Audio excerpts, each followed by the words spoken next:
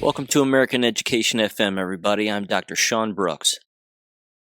Okay, welcome back. I tell you what, here's what I want to do. I want to start off a little bit and just kind of do a little rambling here at the beginning. Maybe not even rambling. It's a thought, and it's something that again that I really wish would occur more often. And I have more examples as to why this very thing I think should occur more often. But in a perfect world, wouldn't it be delightful if younger generations, high school students, college students, and even, of course, middle school students, and hell, even elementary school students who are awake and know what is going on and are consistently learning about what's really happening in the world? Because those people are out there. Again, regardless of age, they really are out there. Wouldn't it be interesting if they not only homeschooled, of course, but they communicated the way that the rest of us awake adults communicate?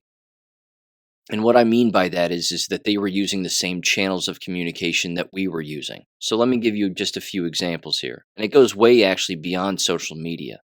Although that right there is a very big deal. And of course, the different social media platforms that these individuals would be on. But you're essentially having students of like mind and like age communicate the way, again, that we communicate. So just to sort of tell you again on the platforms where I communicate and sort of my day in and day out workings here, there's about 4 individuals who will text me within a particular group, and those people know who they are. And Jesse James of the Dangerous Info podcast is one of them. And we communicate again through text message. We send each other videos. We send each other news updates. It's a number of different ways of communicating. That's just a group text thread. Again, that's one very simple way that younger generations could communicate with one another about what's really going on in the world. Very difficult to do that during your average K12 public-private charter school day. Again, they could be sharing videos, they could be sharing news articles, they could be sharing whatever it is that they wanted to share, social media posts, you name it. That's one very simple way of doing it. Another way, of course, is being on these particular social media platforms that we frequent, which, of course, is typically Telegram, which I highly recommend. Same thing with Gab. Again, X or Twitter or whatever the hell you want to call it. I don't think people like the name X, and it's not because they've been using the name Twitter forever. It's just because it's stupid. But that's just my opinion. But either way, yeah, there's some valuable things on there without a doubt, and there's clearly a lot of fighting going on over on that platform. But if you want to get away from the drama, and you want to get away from that particular platform, in my opinion, Gab is the place to be. And again, you can lock your account if you want, although some people might block you because they think that you're either a bot or a prostitute or a fed or something along those lines. But either way, if you keep your account open and you just repost some particular things and like particular posts and start to build an account, at the very least, you can dive deeper and see what Gab has to offer. Again, if K12 students were on Gab, they would be able to learn in a way that stretches actually back to what Dr. Robin McCutcheon and I were talking about.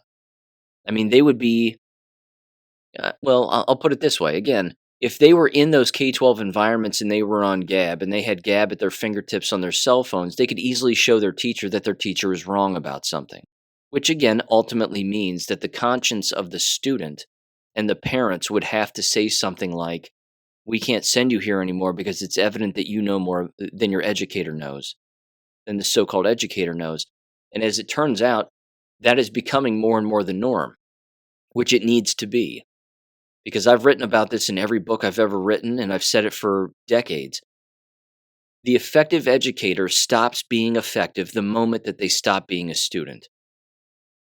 The moment that they quit learning and they think that they've got it all figured out and then they just become repetitive, they just become a machine.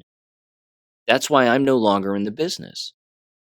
It's one of many reasons, but that right there is one of them. You can't keep learning about the real world and then not look backwards and recognize that what you've been told and what you've been taught is a lie, and then continue to work within that lying business, which is, again, why you leave. But if younger generations communicated the way, again, that us awake adults communicate, they'd have no choice but to leave. And again, I think that that would be a good thing because, again, their conscience is God talking to them saying, hey, look, you need to get out of here. This place is not good for you. So I would recommend that younger generations do that, that you encourage your children and younger generations to do that, to communicate on these boards and these platforms. Again, they can get on Gab and start their own group. They can have their own group and they can just post into their own group. And you can just see exactly what's going on among those individuals that you're communicating with. And you can call the group whatever you want. And again, these social media platforms have the ability to do that. But I personally think that people have got to get away from Facebook. They got to get away from Twitter, X, whatever the hell. Even the Instagram and things of that nature. Again, I'm not on TikTok, but I move TikTok videos around, and I typically move them again to either my BitChute channel or my Gab channel or whatever it is. But I mean, even YouTube has this sort of this mindless short video where you can just swipe up and swipe up and swipe up, and you just keep watching these videos. It's just flooding these young kids' minds with this dopamine and serotonin that they really don't need. And it's not allowing them to think, it's just allowing them to see and hear something and then they move on. You would hope, though, that even with a piece of technology like that in place, that they would come across some truth videos and some videos about things that are actually real, not superficial or girls in bikinis or, dudes flexing their muscles or whatever the hell it is. Just all this nonsense. People throwing money around and acting like they don't have to work for a living or anything along those lines. But there are just too many effective ways for youth to communicate, but they just don't know how to do it.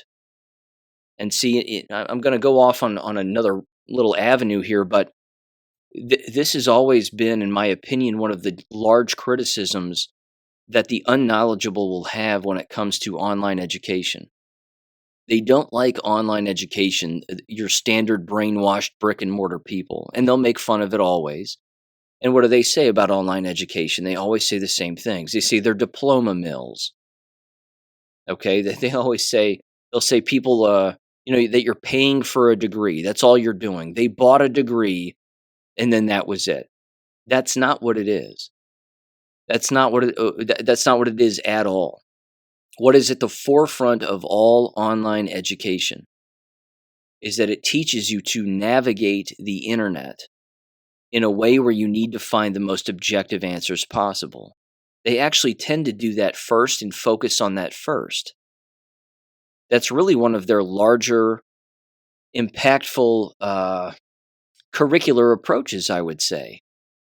Now, is it all of them? Probably not necessarily, but that was certainly my experience from my master's and PhD. I mean, that's why I enjoyed it. The moment I started on my master's was the very moment I was hitting on internet websites that were deep into the internet, just deep down. And I was watching videos of political things and reading things that I wasn't getting on Google. They weren't popping up. And again, this is largely before the existence of YouTube. But again, these were just some really good websites where you were getting a lot of chatter, a lot of talk, and a lot of thought about what was really going on in the world. And when that ended for my master's degree, I missed it. And I thought to myself, wait a minute, there's more here. There's way more here. And so again, I had a decision to make. Now, I waited a few years before I started my PhD program, but once I was back in that, I thought, hell yeah, here we go. Because I'm going to be immersed in this environment again, where I can dive deep into information and find the truth. And again, at the exact same time, receive, I wouldn't even call it guidance. I would call it the opportunity to look into information at a deeper level on the internet, not the surface level internet nonsense that a lot of people just immediately read and believe. One of the things that I would warn anybody against, of course, is anytime that there's a news application that comes on a cell phone, like Apple has Apple News, just because it pops up on Apple News doesn't mean it's real. Just because it pops up on Apple News doesn't mean that it is the latest breaking story or that it's even, again, the truth, because typically it's not. The unfortunate part is people believe those news apps that exist and come preloaded on their phones, and that becomes the thing that they look at on a day in and day out basis. And then they think that they are knowledgeable about the day's events, which actually brings me a little bit into the Larry Sinclair thing.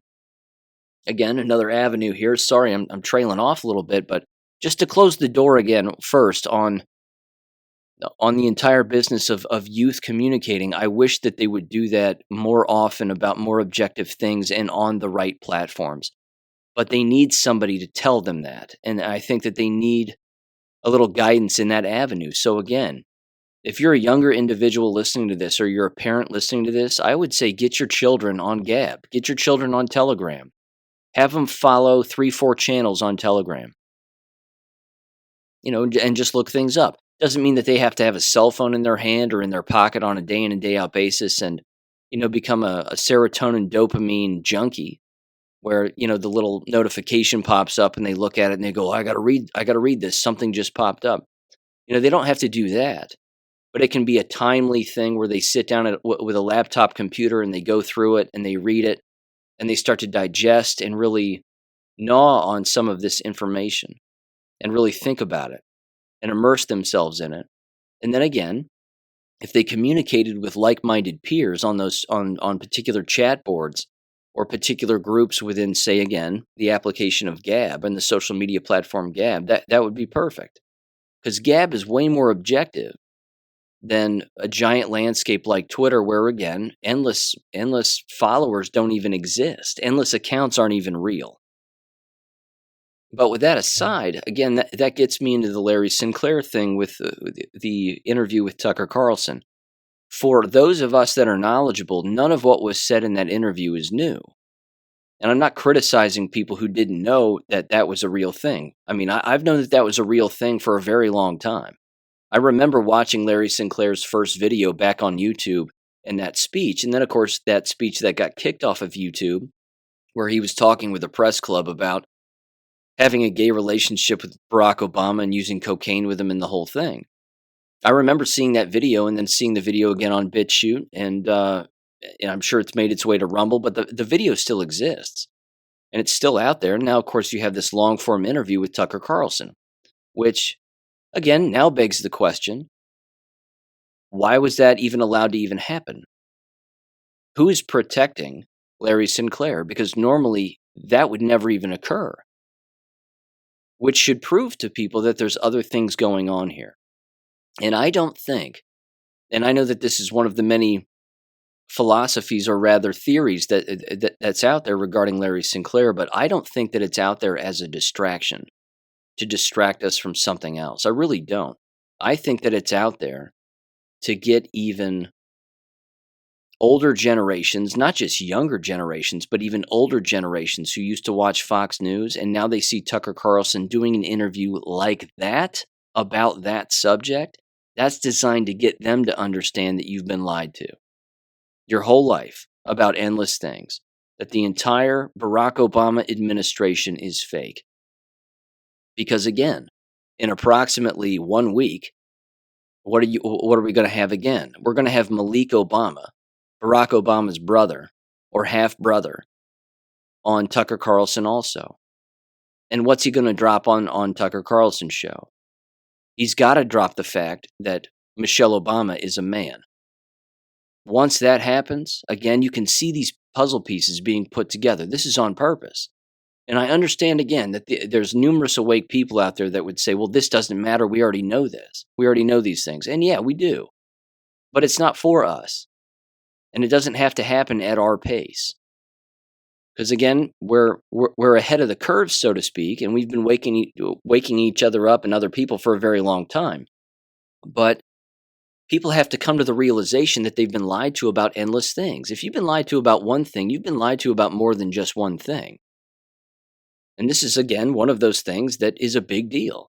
But people are out there, again, even criticizing that who are awake, and they're saying, you know what, I care more about the fact that Barack Obama is a war criminal, not that he had a sexual relationship with a bunch of dudes and did some coke and is married to a tranny. I mean, I agree with that person, yes, but it all matters, doesn't it? It all matters. Of course he's a war criminal. He's not an American citizen. He shouldn't have even been president. Donald Trump knew this. Donald Trump talked about this back in 2008 and numerous times after that he's not a citizen. Dude was born in Kenya or Indonesia, and I'm sure that'll get brought up with Malik Obama also. But again, why is that interview even happening? It means that somebody is working with Tucker Carlson to get these people there in front of him, and somebody's allowing those individuals to be there in front of him. Is it is it a distraction? I don't think so. We can walk and chew gum at the same time. But again, take it back to younger generations. If younger generations are talking about this kind of information on these communication chat boards and these text threads that they do with one another and XYZ and emailing each other back and forth, which again, that's something that happens on a daily basis with the listeners of this show, which I greatly appreciate. They email me, I email them back. They send me information, I send them some information. Some listeners have my text messages and my phone number, and they're texting me and I'm texting them back. This is a level of communication that is not an accident. It is a giant on purpose, and we're communicating about some of the most objective things on the planet. Because that means, again, that we've ascended. That means that we've hit a different dimension of thought. There are endless people, though, who are not doing that. They're not doing that yet. And it's not that they can't do it in the future. Yes, they may be jabbed, and yes, that's not going to be good for them in the short or long term. But at the very least, if they hear of something like this Larry Sinclair story, which is true, and Tucker Carlson's interview with him, and then Malik Obama and whatever else, if they go back to the office and they start talking about it a little bit, and they're like, "Hey, did you hear about this?" I mean, then they're starting to talk about some things that on their level they can communicate about. You can't look at these people, again, who are shocked by that and look at them and say, there were no planes on 9/11. If you said something like that to them, their head would explode, and the looks on their faces. It looks like they've smelled something terrible. They don't ask questions. They just stare at you and, kind of shake their head like, "Oh, what are you talking about?" You can't hit them with something like that, but you can hit them with, "Hey, this guy did some coke and had sex with a dude a couple of times." I mean, it's it's pretty ridiculous if you think about it, but at the exact same time, it's funny that they can digest that, but they can't digest something else. So, I don't know. I just think that the communication that's been taking place and occurring over the last decade is not an accident. This is a very big thing. Again, it ties into my reposting of an article that I've referenced on the show before, which I reposted on my Substack, The Great Awakening in the American Revolution. It's a big deal. It's a big deal. You've got God bypassing authority figures and speaking directly to us, and then you have this explosion of communication that's taking place that hasn't taken place ever before. Although it has, historically speaking, as the article lays out. But having younger generations talk about these kinds of things is super important, because ultimately they have to arrive at the simple fact that they too have been lied to, and their parents have been lied to, and their grandparents have been lied to. And how often can you take that without saying to yourself, who lied to me? Why did they lie to me? Where did they lie to me? What did they lie to me about? It's the who, what, where, when, why, and how. That's critical thinking. And once that starts to take place, and once that becomes habitual, a person isn't going to shake that habit. That's going to be there forever. But they're just, again, it's unfortunate and it's sad, but there are endless people who are not critical thinkers. There are endless people who are not thinking about what is really going on and then asking deeper questions to themselves.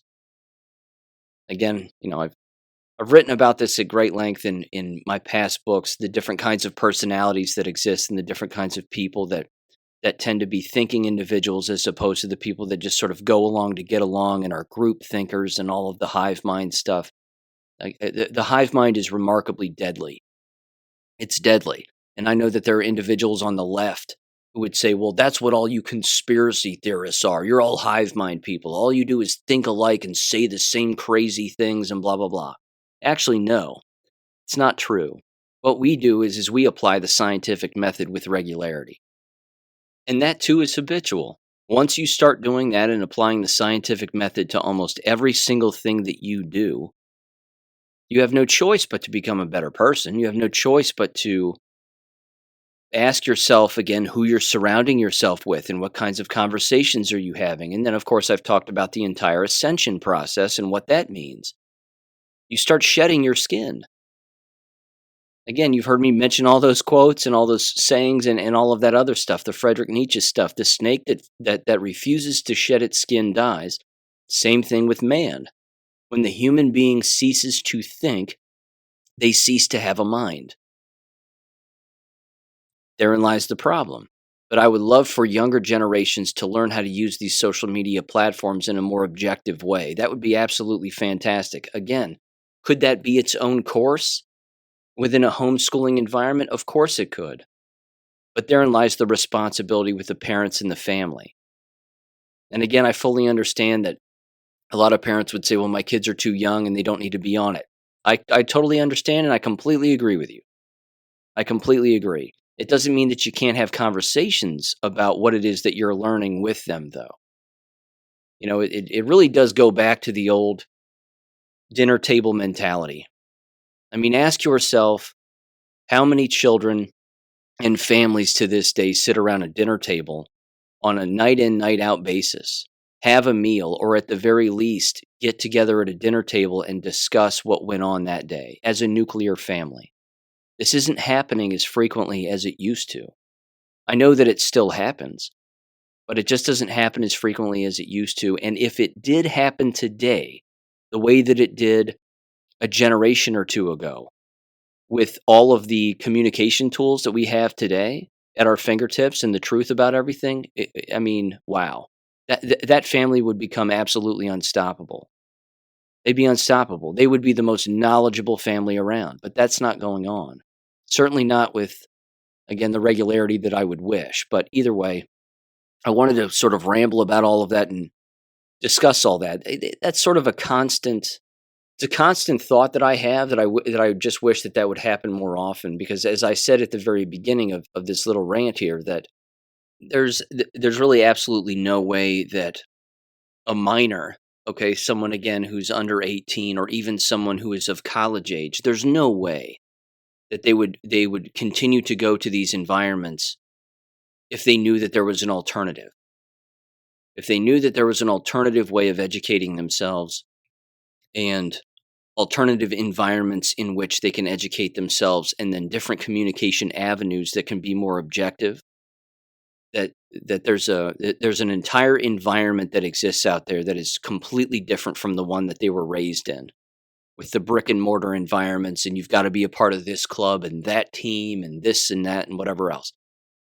It's just a generational communication shift that I think is happening to some extent. There's no doubt about that. It's just a matter of how frequently is it happening. Because as we know, once it starts happening, you don't stop. You know, it just becomes a constant thing. It's much like exercising or eating right. Once you exercise and once you eat right, it becomes what's referred to as a lifestyle. You just start doing it. It's not like an individual who again uses the word diet. Well, I'm on a diet and I'm just doing this and I'm just changing a few things. The person who uses those phrases is a person who hasn't changed their lifestyle, and then it just becomes a part of their life. So I think again that these forms of communication that do exist and are out there need to be introduced and reintroduced to a number of different individuals. And again, if it happens among youth and youth participate, well, there's no going back then. They're all going to leave these environments and they're going to leave these school environments and they're going to say, wait a minute, I can do this on my own. I can do this on my own. I don't have to sit in a chair and listen to some teacher talk to me about XYZ. I can figure this out on my own. So I know that is happening, which is an excellent thing. But it's also interesting, which I'm going to mention here in just a second, that You're not going to hear these gatekeepers talk about this. You're not going to hear these people bring this up. Again, the Steve Bannons of the world, the Charlie Kirks of the world, you're not going to hear them mentioning that what I just said there in this first 25 minutes, that right there is the way forward. Because it's people like that, the gatekeepers at Real America's Voice and all these other outlets that are seeming, conservative outlets. These are the people who are actually always perpetuating the status quo under the guise of not perpetuating the status quo, but they really are. And it frankly disgusts me to no end. Okay, so I guess I'll just get into it right now. Here we go. First of all, education-related things. Again, just dive right in here. I, of course, live on the campus of Miami University, and as it turns out, from what I've been told, there were approximately, at its height, 2,000 Chinese students who were attending Miami University. Now, I'm sure you're aware, out-of-state tuition is remarkably high and has only gone up for freshmen. At its absolute height, there were approximately 2,000 Chinese students that were attending this university. Now there's approximately 500. Not 500,000, just 500. That's fantastic. I love that. I love that there are less Chinese students. I love that there's less money that Miami University is getting. This is a good thing. It's visually obvious that there are less Chinese students, as a matter of fact, because they all tend to live in the general same areas and the parking lots are not filled. And we've known this, again, over the last few years, just from a visual perspective. So this is a good thing. Again, are they jabbed? Are they dead? Do they not want to get jabbed? Did they not like the jab mandates? Or were they all for the jab mandates? I mean, who's to tell? It's probably a little bit of everything. But either way, that right there is rather telling, I think, certainly from a college campus perspective. There's also this, which is rather interesting. This is from BillLawrenceOnline.com. It is titled, Pennsylvania Schools Lose 139,000 Students, but they add 21,000 administrators. Now, based on the headline, before I actually get into the story itself, which I'm going to read because it's telling and very revealing, is just based on the headline alone, they're losing 139,000 students, but they're adding 21,000 administrators. Why would they be doing that? Again, it ties back right into what's going on at the state level at the departments of education regarding Michigan, Ohio, Kentucky, and now this is an indicator, in my head, this is an indicator that this is also going on in Pennsylvania. They have to add administrators because they're becoming more bureaucratic. They're not becoming less. They're trying to hire more administrators because they're doing more things. There's more intervention specialists. There's more special education, more diversity, equity, inclusion. There's more this, there's more that. Again, not an accident. It's a giant on purpose. And of course, we also know that what they're doing is they're consistently trying to turn these school environments, certainly again, it's not just K12 public schools, it's private and charter schools. They're turning them more into counseling environments. More and more counseling. Everybody has a problem, and we are here to fix said problem. Even though you don't have a problem, they'll yank a student out of class, they'll sit them in a room, and they'll convince the kid that something is wrong with them, or that they need to be evaluated, or they need to take this evaluation or this test or whatever else. They're always looking to create a normalization of insanity, I would say, where there isn't any within the individual. Again, the craziest people are the ones that are working in these environments and going along with it. As the old saying goes, you get what you tolerate. You get exactly what you continue to participate in. And if you keep participating in it, you're going to keep having it. So here's what's going on in Pennsylvania. Again, they've lost 139,000 students, but they're picking up 21,000 administrators. This is also a giant money grab if you're unfamiliar. So this is since 2000, but they've gained again 21,145 more employees, notes the Commonwealth Foundation. It says this employee growth includes nearly 40% more highly paid administrators than 20 years ago. It says schools have not gotten better. The foundation also points out that Pennsylvania school districts spent $21,263 per student in the 21-22 school year, ranking 7th in the nation at nearly $5,500 more than the national average.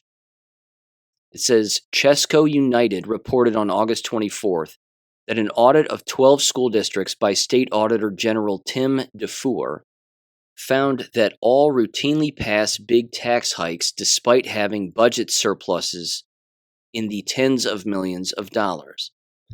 Again, it's a giant money grab because they're not paying attention to what families want and they're not paying attention to what students want. Again, we're talking about a profession here where in some states, in particular California, which is the constant pincushion, I fully understand, but this is going on lots of other places and lots of other states, where they're actually kidnapping children and convincing them that they are a different gender than what they actually are, or a different sex than what they actually are. This is a constant thing. This isn't going away. But anybody, again, who is out there and is asking to reform such a thing, it just needs to be reformed. We just need to win more elections, and we need to get more people in there. And once we do that, we'll change things on the inside. Even Amazing Polly has said that that doesn't work, and I agree with her completely. And I myself was guilty of believing a long time ago that I could actually do that in the education profession. I thought once I get in it, I'll start to change things and I can control what I can control with my students, but I'll make some suggestions here, suggestions there, and I'll try to get back to the basics and try to get the crazy environment back to the basics. It doesn't work. You're outnumbered. You're completely outnumbered. Doesn't matter how much common sense you have. Doesn't matter how much you want to take things off of the plates of educators and the plates of students and parents and simplify things. It has to do with, are you a ball player or are you not? Here's the rub for me. The rub for me, as you know, has always been these gatekeepers who consistently say that we can reform these places, who are on the seeming right and conservative right of the so-called narrative. But they'll never say homeschool. And they'll never advocate for homeschooling, and they'll never even bring it up. They'll even say the words school choice. Okay, they'll say that.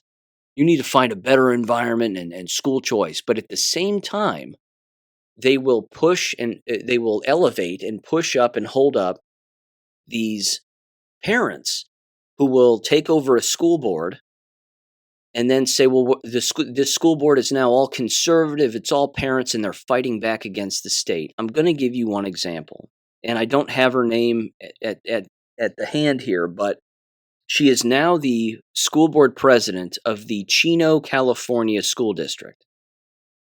And this woman, again, has been on particular videos before. She won the election. They voted her in to be president. It's majority conservative. Good for them.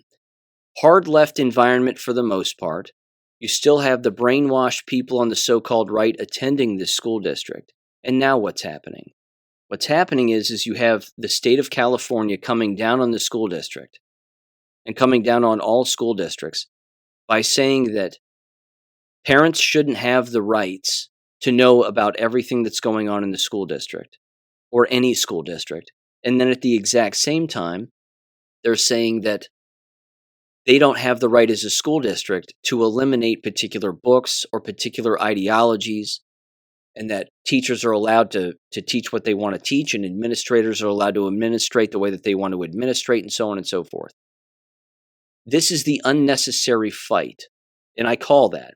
I mean, it is an unnecessary fight that you're not going to hear the gatekeepers like the Steve Bannons of the world and the Charlie Kirks and the Tim Pools, and even this next audio that I'm about to play right now, Dr. Steve Turley. He's going to lay out this story very quickly in this very short little audio. He too, again, I'm not a fan of his, but he too is not a homeschool advocate because he's the one that would consistently say, well, not everybody can do that. Well, define everybody. What is that? What do you mean everybody? Of course, not everybody can do it. Some people are confined to a wheelchair. Some people need to be guided, so to speak, because they have particular mental or learning handicaps. And I'm talking about serious ones, not these fake ones that they push on kids in special education classes when really they're not special education, quote unquote. They're just being segregated because the school district enjoys a little bit more money. And the more special education kids you have, the more money the school gets. That's the game that gets played. But even the Dr. Steve Turleys of the world, who make a living online and on YouTube, they don't cross that line into discussing homeschooling. He might say school choice, but either way, he's holding up these school boards and these school board members who are, again, seeming conservatives and saying that these are the individuals that are doing the fighting. I saw this woman who is the president of the Chino school district out there in California. She was on Steve Bannon's show the other night with a lawyer who has a lawyer firm or a group or whatever you want to call it, and she provides all this paperwork to fight back against states that are fighting back against school boards and blah, blah, blah. It's an unnecessary fight. It's unnecessary. Because again, what is she really doing, the president of that school board? She's coming in as a female, having fired their radical left superintendent, which is great, good for them, but they're still maintaining the status quo because the status quo is the environment. Once you get rid of the environment, then the game is over for everybody. It's over for everybody. Now, this is why I'll never be a school board member and a school board president. Is for all the things that I've already said in the past and the things I continue to say. I would be the person who would sit on that board and say, you need to get out of here. You need to homeschool. And I want to see all the bricks of these buildings come down. That's what I would say. But what I would do is, I would also educate them about how they can do that and how easy that is. Because that in itself is its own matrix, as you've heard me bring up numerous times. That's a level of thinking and a wavelength of thinking and a lower dimension of thinking that people have not ascended yet. They haven't gone above it. They haven't thought on a different dimension and said, wait a minute, maybe I need to change the way that I'm a parent first. And then once I change the way I'm a parent and the things that I'm teaching my child, then after that, I can teach my child or my child can start to teach themselves. Because ultimately, that's what adults do, isn't it? We teach ourselves. We don't necessarily have a person in front of us formally instructing us between a set amount of minutes or a set amount of hours, and then we hear a bell go off, and then we get up out of our seat and we go and we do something else. It doesn't work that way. So here's Steve Turley, and again, this president of this woman, she was on Steve Bannon's show, and Bannon, I'll tell you what. He sleeps in the same tent and the same sleeping bag as Charlie Kirk and Jack Posobiec and these other weirdos. I don't like these people. I really don't. They'll use the catchphrases and they'll use particular things to hoist people up, and then they'll just shit all over them whenever they feel like it.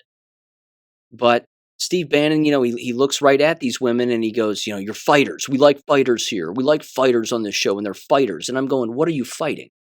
You're fighting a state government, and you're going to lose.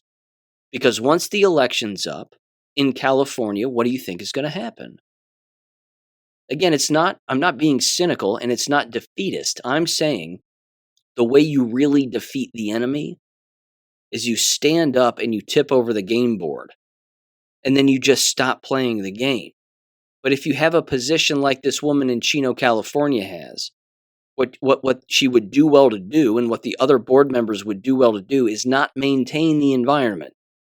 You teach them to learn on their own. You teach them all the things I said in the first 25 minutes. Get your students to get on Gab, get on Telegram. Change the generational communication that's taking place here, so that the lawmakers are basically on an island all by themselves. Those individuals will go away even at the state level if you do your own thing, because you're completely removed from government. But here's Steve Turley again, maintaining the status quo. Again, he's a seeming conservative, but give him a listen and you'll hear what I'm talking about. Which, by the way, sorry, one last thing before I play it. He uses the term woke all the time. Woke, woke, woke. It's not woke. It's satanic. That's what this is. If a person keeps using the word woke instead of satanic and Satanism, they aren't there yet. They haven't ascended. They're still using the conservative terms that they want people to use. So, again, give him a listen here in 3, 2, 1. The school board clearly represents the majority of parents in Chino Valley, but that's the last thing the woke left wants to allow. The woke left is not in the least interested in school boards representing parents. No, the woke left demands that school boards rule them. And so in response, and in our current era of weaponized legalism, the ultra-woke California Attorney General is suing the Chino Valley Unified School District Board of Education over this policy that they just voted to implement, requiring schools to inform parents if there's a change in their child's gender identification. The leadership of the state of California has been so overrun by lunatics that they now believe a school district should be sued for requiring schools to inform parents of their child's changed gender identity. And the lunatics in the legacy media, of course, parrot this absurdity. KTLA is openly calling the school board's resolution, again, to inform parents. They're calling it, quote, controversial. Informing parents is now, according to the woke left, the cultural Marxist woke left, informing parents of their child changing their gender identity is controversial. Cultural Marxist woke left. No. That's the dumbed down version of who's responsible and what's going on. It's the Bolshevik, Jewish, satanic agenda. That's what this is. That's its origins. That's what's happening here. Again, this is an unnecessary fight. It's unnecessary. The school board could do this too. I'll give them this, okay? They could do this. They could do what I suggested, which is you teach the environment that they don't need the environment. Yes, people would lose their jobs. I fully understand that. I mean, I get it. But they could do that on one end, and at the exact same time, waste their time and their energy and their money and their tax dollars fighting the state government against their own policies and what the state government wants. Now, as this, of course, is all happening, the state government is going to continue to push forth laws that are going to say that you can't do that and you can't do this and this policy has to exist and whatever else. This is why school boards are the problem. Doesn't matter if they're right or they're left. Doesn't matter their political persuasion. If there is law that is on the books at the state level, the local school board has to follow it. Because local school boards don't make law. They either approve or disapprove hirings and firings. They approve or disapprove policy, which is not law. So if there's law on the books, they can't abolish a law as a school board. Doesn't matter, again, if they're elected officials or not. At the local level, it doesn't work that way. The whole game is unnecessary. That's my ultimate point. The whole thing is completely unnecessary. And this is the battlefield that children are on, that parents are subjecting their children to on a constant basis. But again, this again, bless her heart, but the president of that school board has shown up, has even removed the ex-superintendent and even ex-presidents from speaking, and has allowed them to speak in the board meetings, but once they get out of hand or they go over their time, then they're removed because they just start these arguments with the president of the school board. Again, I know that they're well-intended, but they don't understand the larger picture, which is why they go on Steve Bannon's show and say, look what I'm doing. You can do it too. And they're saying all of that. That's why you haven't seen me get invited on any of these shows. It's the same reason. I go above and beyond what they want to comprehend. because the Steve Bannons, Charlie Kirks, Jack Posobics, and Steve Turleys of the world want everybody to just kind of sit in this malaise of, well, let's keep fighting back instead of just walking away. That's the easiest way to fight back. The easiest way to fight back is you stop giving them the environment in which they can indoctrinate and destroy the lives of children. Stop giving it to them. Again, they'll have to close their doors if 20% of the school buildings stop showing up as far as the student population is concerned. If 20% leave permanently, they'll still have to close their doors. You know, sometimes people have to be forced to make what they perceive to be as a tough choice because they're backed into a corner, so they think. What they don't know is their back isn't in a corner. They just haven't turned around yet and looked what's behind them and seen that it's green pastures and blue skies. It's the perception of being backed into a corner, but they aren't. And in my opinion, those school board members aren't doing all they could be doing to educate the public about what could actually happen. It's the old school marm mentality of, we've got to keep the environment together. Let's keep working. We'll fight off the bad guys, but we'll keep the environment together. The environment is garbage. It's garbage. And it has to be done away with. But this right here, ladies and gentlemen, is why I'm going to lead right into this, because this proves my point. This right here is exactly what's going on at the higher education level regarding teacher research and education research, and why, if you walk away, even this brick in the building, metaphorically, in the Jenga tower, gets yanked out and the whole thing falls down. This is what I'm going to read to you now, is the latest pamphlet for the upcoming October 18th through 20th Midwestern Educational Research Association Conference.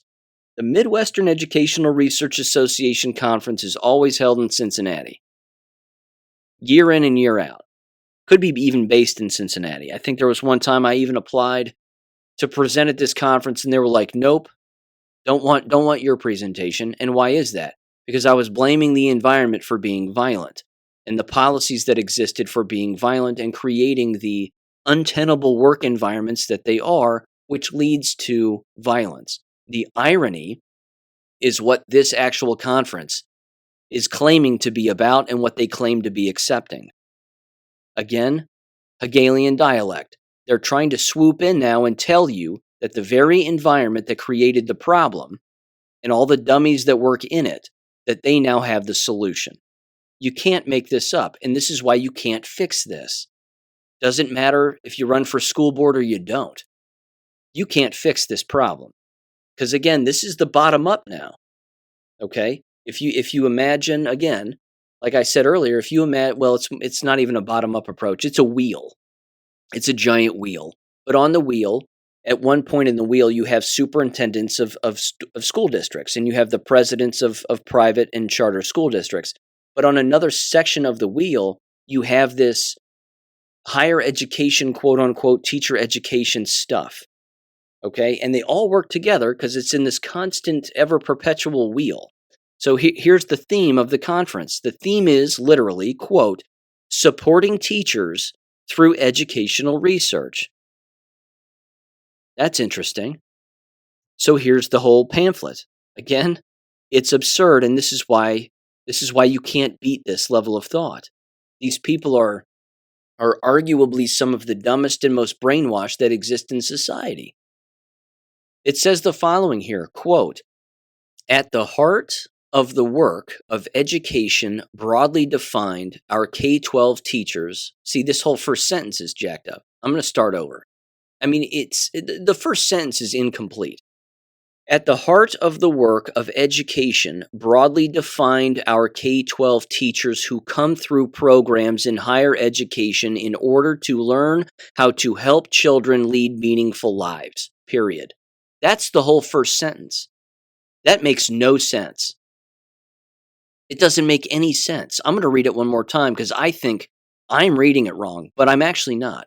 It says, at the heart of the work of education broadly defined our K12 teachers who come through programs in higher education in order to learn how to help children lead meaningful lives.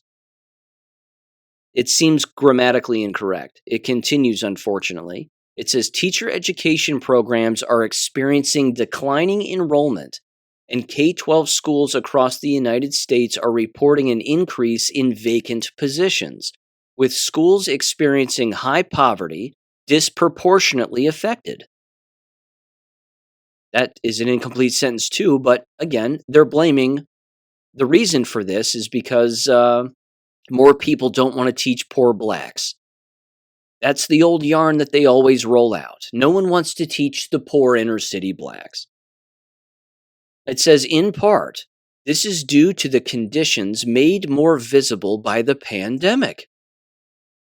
And then it says, a teaching force rather, that is and has been historically unpaid and undervalued.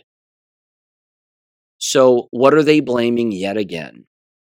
An invisible pandemic that they as school environments perpetuated, and then the old yarn of a teaching force that is underpaid and undervalued. It's because you're brainwashed dummies.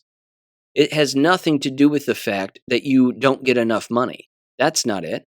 Teachers can make a killing financially if they want to. Depends on where they teach and what they teach. That's all. It says at the center of this undervaluing are issues of gender in a predominantly female profession. So what are they saying? There's too many women? Not enough men? Or there aren't enough women? It says alongside the pandemic, there has been a reawakening of activism around systematic race-based violence as a result of the murder of George Floyd. My God in heaven. Every sentence in this is a lie. It says, as such, boards of education have also become sites for a political battle over the teaching of critical race theory in schools, interpreted as anything diversity related, with teachers caught in the crossfire as they attempt to do what is best for their increasingly diverse population of students. No, they're not caught in the crossfire. They're behind the gun, looking through the scope and pulling the trigger. That's what they're doing. They're a part of the problem. Always have been. They're at the forefront of the problem. It says, as educational researchers, what is our role in understanding and changing educational systems in support of teachers? ?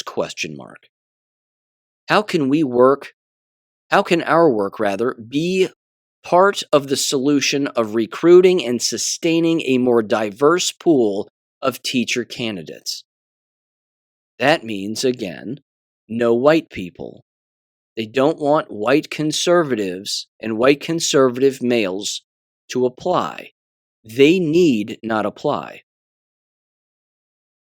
And shock, those signs don't just exist, but that's what that sentence just said. It says, we welcome presenters that include the dissemination of educational research through new forms of engagement in public spaces, such as editorials, speeches, government testimonies, social media commentary, blog posts, podcasts, videos, wikis, etc.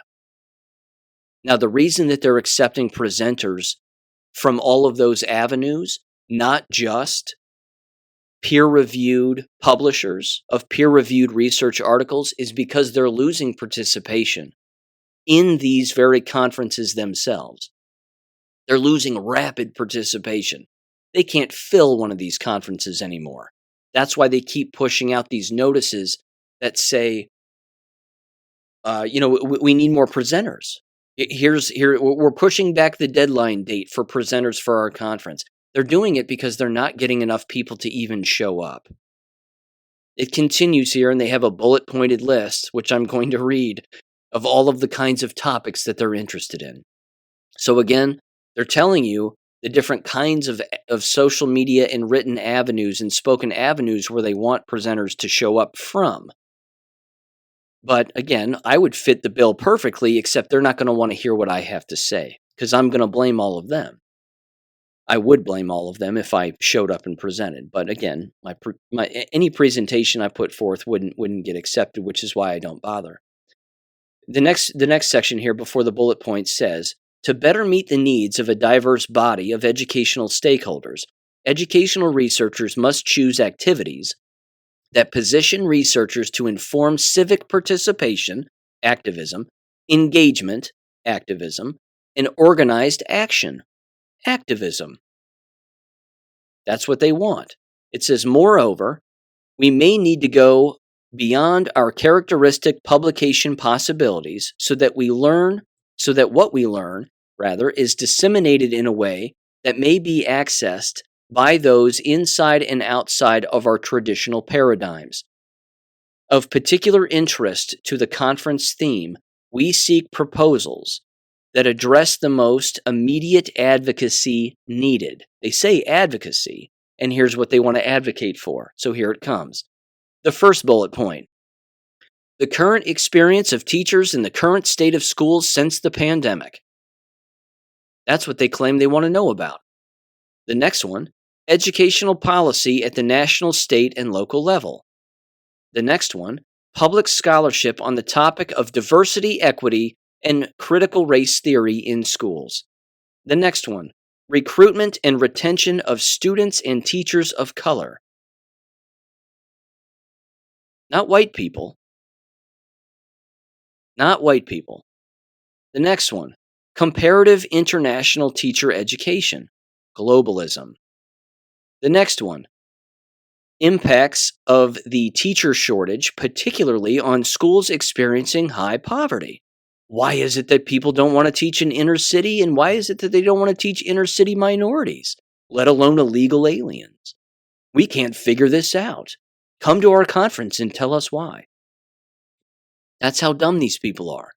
But they're also constantly blaming white people. White people are the problem. That's why. The next one, there's only two more: technology for more equitable programming. Interesting use of those words, equitable programming. And then the final one, teacher and administrator professional development. There we go. What can we do to consistently reprogram and rebrainwash administrators at the school level? What are we doing to make things more equitable? It then wraps up and says the following: how might we more effectively engage in and utilize educational research that addresses the necessity of advocacy? How might we better negotiate our traditional paradigms for the creation and dissemination of research? How might we begin to collaborate with diverse and unique educational stakeholders? How might we more strategically and holistically disseminate findings? Please join us at the 2023 MWERA conference in Cincinnati, Ohio, to explore these issues and more. Unquote. You can't fix that, because behind every word, sentence, and advocacy thing is an embedded ideology that is based on lies and brainwashing and indoctrination. You can't fix that. You can't. If I showed up and I gave a speech about how all of them engaged in the largest example of child abuse known to man on a business-wide scale, I would get thrown out. People would stand up and leave the room. They wouldn't want to hear it. I wrote a whole book about it in 2021. Published it in February of 2021. They wouldn't want to hear it. They wouldn't want to hear that they've all been child abusers and that they're all brainwashed and blindly went along with it. And now they think they have the solution? No, they don't have anything. They don't have anything figured out, nothing, because it's still a hive mind mentality. It's still a hive mind environment, always has been. Someone like me showing up to their conference would actually fit all of the parameters of their conference. I've engaged in educational research and published it. I've spoken nationally and internationally on these subjects. I've written books. I have social media commentary. I have editorial writings, dozens and dozens and dozens of them. Podcasts, no doubt. Videos, yes. If I brought all of that evidence to this conference where they're begging for it, they'd set me on fire. They don't want to hear it, because if it's against anything that they believe, you're gone. It's disgusting. And the people that show up to these conferences are going to pat themselves on the back and say, yes, we did something today. Today we did something. Today we made a difference. And I think things are going to change for the better ultimately. They have no idea they're on a sinking ship. They're on a sinking ship in the middle of the ocean, and there isn't a damn thing they can do to shake their way out of it. There is this then too, which proves my point. It's exhausting. Sorry, I have to take a deep breath. Yikes. Okay, there's this. Everybody heard of this, I'm sure, this week. Rosemary Hills Elementary School. This is in Maryland, Silver Springs, Maryland. Here's the letter from their school dated September 5th, 2023. Dear parents of students in the Blot Blot classroom, this letter is to inform you that 3 or more individuals have tested positive for COVID-19 in class in the past 10 days. We are taking the following steps to keep our school environment as safe as possible for in-person teaching and learning, and to prevent further transmission of COVID-19 in this group. Bullet point 1, additional K95 masks have been distributed, and students and staff in identified classes or activities will be required to mask while in school for the next 10 days, except while eating or drinking. Masks will become optional again following the 10-day period. Okay. That right there, ladies and gentlemen, okay, that bullet point. You can't fix that level of brainwashing. It's too embedded in them. It also, I might add, I believe that right there is going to be a play in the playbook going forward for these schools. In order to minimize a mass exodus or a mass public complaint session from parents who are still sending their children to these environments, they'll do this, well, we're just going to wear masks for 1 more week. We're just going to do it for the next 2 weeks. Then don't worry, masks will become optional again, and you don't have to wear them if you don't want to. Not knowing, of course, that that's actually what the word mandate means. It means optional. It means voluntary participation. But these people don't care about words and definitions because they're in the education business, and we can't have that. You can't have people in the education business actually care about vocabulary words and their meanings, can you? I'm laying it on thick. You get what I'm saying. It's just nuts. Here's the next bullet point. But keep in mind, again, that first bullet point is going to be a play going forward for numerous schools across the nation. Here's the next one. It says, at-home rapid test kits will be sent home and made available for students. The CDC recommends testing at least 5 days after an exposure, starting day 6, or any time if symptoms develop. Please report any positive COVID results to your school attendance office. This is their policy. Their policy is based on a lie, on something that isn't even real. And endless students and staff members, of course, are taking these false positives because it doesn't test for anything, because the tests are predetermined, and we've been over this. But the point is that they're taking these tests, taking a picture of them, and consistently sending it to their administrators so they get time off, so that the students can have time off also. They're using the fraudulent nature of the system against itself. It's incredible. The third one, we will continue to reinforce good hand washing and follow cleaning and disinfection procedures. Okay. You're all jabbed. You're shedding on each other. Now you're depriving yourselves of oxygen, which is going to do what for the cells in your body? Make them better? No.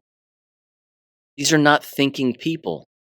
There isn't a conference in the United States that can possibly fix this. It says, thank you for supporting us in taking these steps to ensure staff and students remain healthy for in-person learning. If at any time during the next 10 days your child develops COVID-19-like symptoms such as a fever, cough, loss of taste or smell, or other COVID-19 indicators, they should stay home from school and be treated for COVID-19. I thought there weren't treatments for COVID-19. I thought the vaccine was the treatment. What happened to all that? Consider contacting a healthcare provider if symptoms are severe or not improving, if your child is at higher risk of complications due to COVID-19 infection. Students who test positive for COVID-19 should follow CDC isolation and precaution guidelines for people with COVID-19 infection. Please visit blah, blah, blah, Montgomery Schools, md.org, and all this other nonsense. For additional information, it says, COVID-19 resources, including free COVID-19 testing and vaccination sites. Please contact me if you have additional questions. Sincerely, Rebecca Irwin Kennedy, Principal. She's certifiable because it's a mental institution and she's in charge. There you go. They're not the only ones doing that. They aren't the only ones that have done it, and they're not the only ones that are going to do it again in the future. This is going to continue to take place. Which, of course, leads me to this. More jab-related things. First of all, I'm sure you heard of the kid who ate the Packy One Challenge chip or One Chip Challenge spicy potato chip and apparently died. And he did it because it's a TikTok challenge of eating this spicy chip, and that's why he died. No, that's not why he died. I've eaten this chip, by the way. It's not that hot. I mean, yes, it's hot, but you're not going to die because, well, I'm still alive, and I ate it, so what's the big deal? This kid's dead because he's jabbed. Period. And TMZ is reporting this, and the media, again, is reporting all of this on one thing when in fact it is the most obvious thing. That's why these people make me sick. But don't worry, Whoopi Goldberg has COVID, which is why she wasn't on The View, and Joe Biden is no longer having symptoms and never had symptoms, but he tested positive, for a thing that doesn't exist, that doesn't have any symptoms. But you have to wear a mask, and his wife tested positive too, but doesn't have any symptoms and is feeling great, and blah, blah, blah. Who believes any of this anymore? Unfortunately, it's endless people. Endless people still believe what's going on. This also leads me to this, and this next topic is something that I'm going to repeat here with regularity over the coming, I would say, next month, certainly the next 4 weeks here. As we all know, on October 4th, mark your calendars, that's the day that the emergency broadcast system shoots out to everybody's cell phone, TV, radio, you name it. I brought this up a long time ago, back in the spring. Todd Callender's even talked about this with regularity, and a listener of the show sent me that audio one more time of Todd Callender specifically describing this. I'm not going to play the audio, but I will just briefly summarize it for the sake of brevity. He basically says, with all of the 5G towers that have gone up, you need a mass event where those 5G towers get activated and the people who are jabbed end up becoming ill as a result of those 5G towers becoming activated. Now ask yourself, what would activate those 5G towers on a wide scale among everyone's wireless device? Utilizing, of course, wireless internet and cell phone towers and 1,000 other things. When everybody has a device, or most people have the device on their person. But the EBS system. If the EBS system goes out as it's scheduled to do, they could kick up that 5G and those 5G towers. And all of the individuals who are jabbed, who have the lipid nanoparticle technology in them, could start to become very, very ill. So here's the marker. The marker is how many people within your sphere of influence, whether it be your workplace, yourself, the people around you, how many are jabbed? And then when October 4th comes around and that EBS system goes out on everybody's devices, that day and the next 4 to 5 days after that, pay attention to how many people are sick. How many people call into work because they are actually sick. This is going to be a big marker. This is going to be an interesting marker. Because even Todd Callender says, and even one of the Russian generals over in Russia said, of course, the United States deploys weapons created by the Department of Defense. Well, what weapon has the United States deployed in the United States that is created by the Department of Defense and all of their NGO organizations like Lockheed Martin? 5G towers. Not just the big bastards you see in a cornfield, but the small ones that are 18, 20 feet tall, like the ones in the town where I live, where about half a dozen of them went up in the dead of night.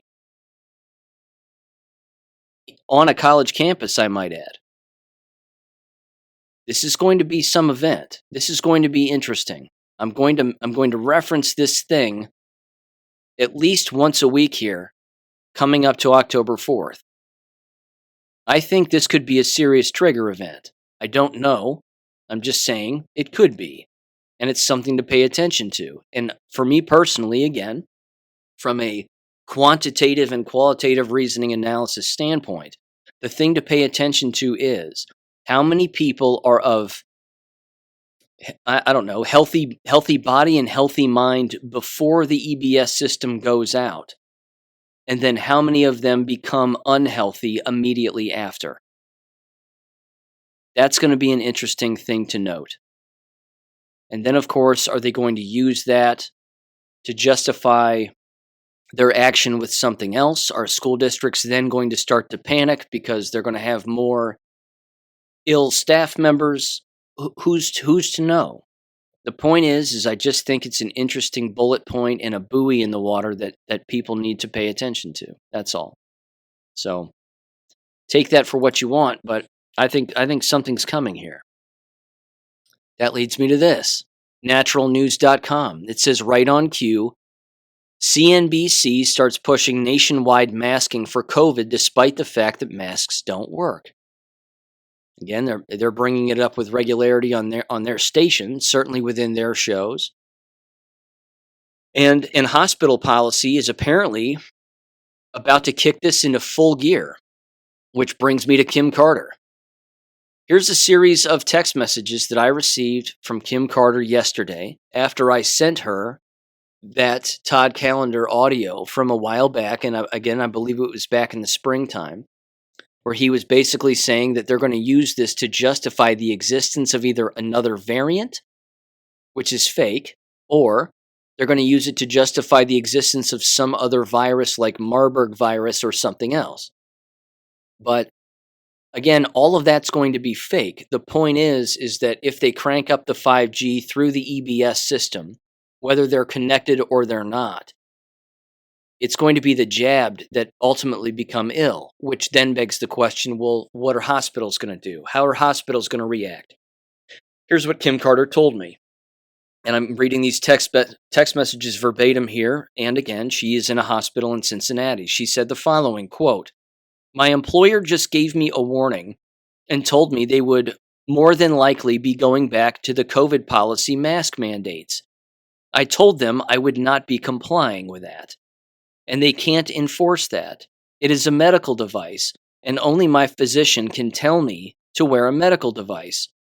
That regardless of any illness, we already know they don't protect the wearer. It only makes someone else feel better.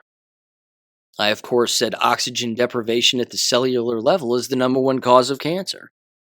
And then she said, I told them that, and they also can't fire me either for making my own informed decision regarding a medical device. She's 100% right. Which leads me to this, just as a quick reminder, because I threw this her way also. As I've said before, on my website, AmericanEducationFM.com, if you get on the medical device, under the medical devices tab, scroll down and you'll see I'm sorry, not medical devices, medical documents. It'll say medical documents. If you click on that, toward the top, it will have an updated list of all of the peer-reviewed COVID bio-jab articles, along with a giant list of peer-reviewed mask-related articles. Feel free and download that PDF and send it to an employer, HR, whoever it is that you want. It's undeniable proof that this entire thing is killing people, that the entire thing is a lie, that the masks and the shots are the real problem. So, again, feel free and do that. Also, I believe it's under the government documents tab, although it could be medical documents. Give me a second. Let me check that out real quick. I want to make sure and get this right, because there's legal references that I have here also. Again, which includes exemptions. Okay, here we go. It's under the medical documents tab also. The very first section under the medical documents tab on my website, it says legal resources to fight back against civil liberty violations, vax and mask mandates, and exemption denials. If you click on that PDF, it's a few pages long. It has web addresses to law firms, people who have fought in the past against all of this stuff. You can contact those individuals, download those forms, fill those out, the whole thing. Again, it's deja vu in the Twilight Zone, but we're back to all of this here again. And it certainly seems to be coming back anyway.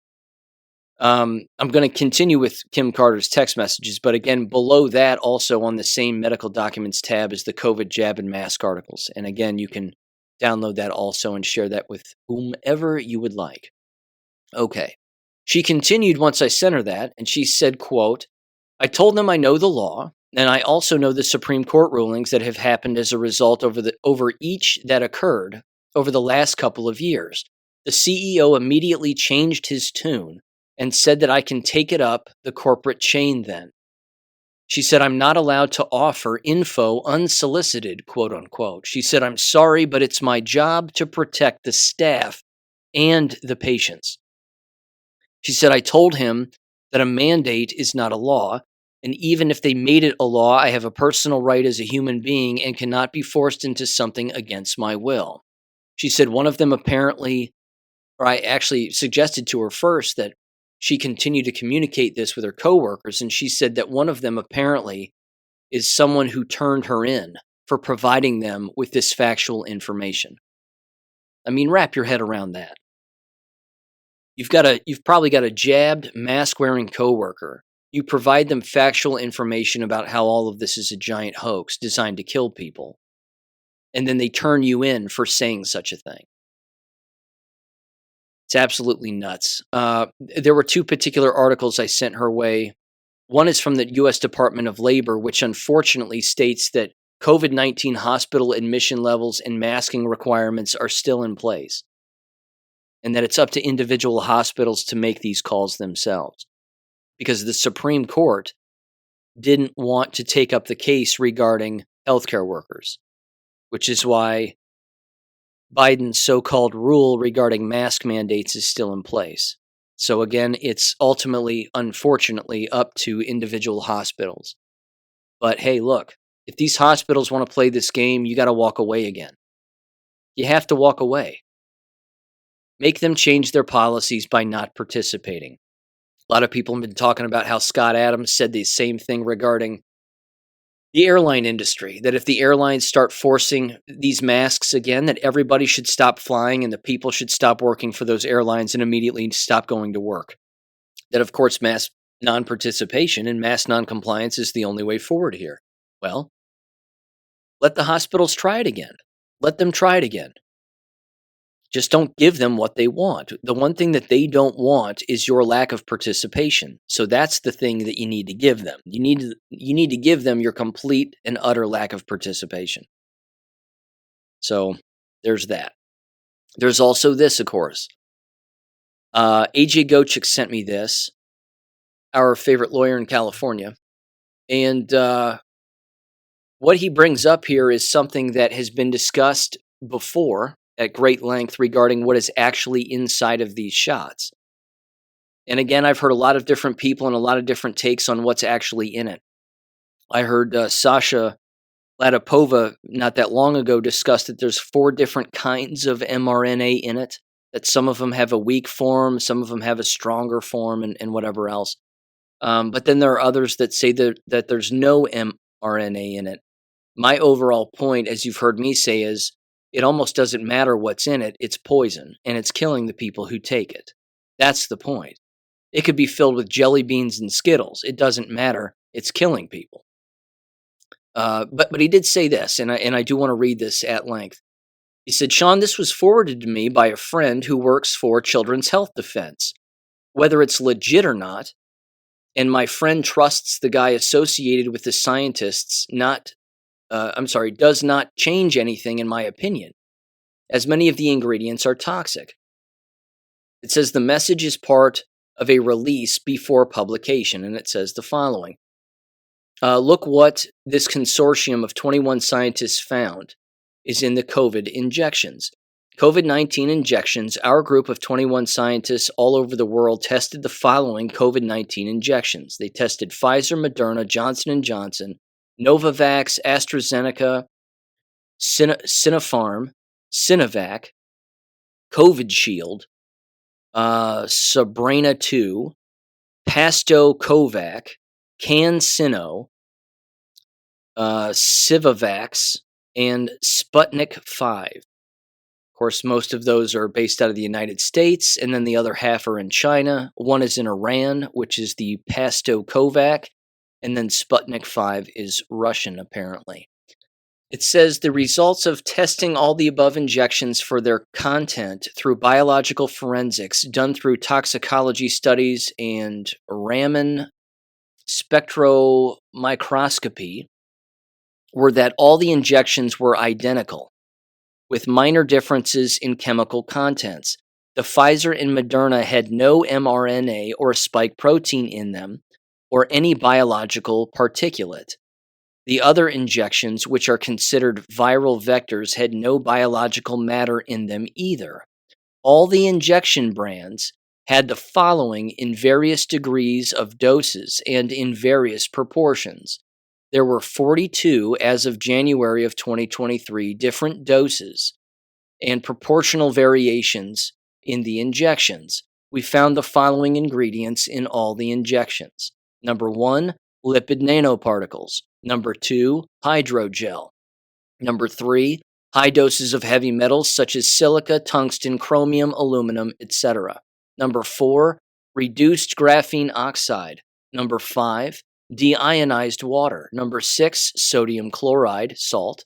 Number 7, sucrose, sugar. Number 8, and other toxic adjuvants like aluminum hydroxide. Number 9, Pfizer contains the toxic synthetic lipid nanoparticle called PEG, or polyethylene glycol.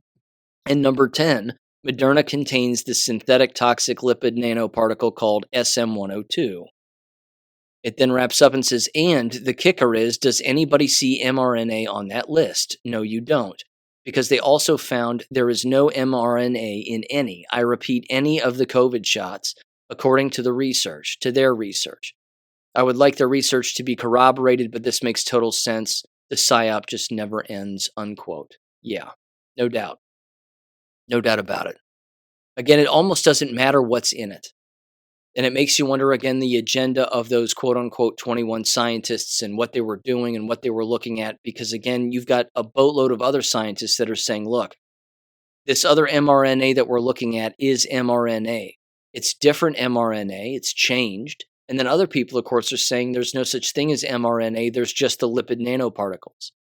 And then some people are saying there's no spike protein at all. That's the lipid nanoparticle stuff. I don't care what name they really throw with it. It's all poison and it's killing the people who take it. That's the kicker. That's the important part. But these school districts, these hospitals, all these institutions, they still haven't figured it out yet. They still haven't figured out that this entire thing is a lie, that the masks don't work, the shots are killing people. Strange how everybody keeps getting COVID, quote unquote, and they're fully jabbed to the bone. It's beyond crazy. Dr. William Mackus as well. He was on SGT Report not that long ago.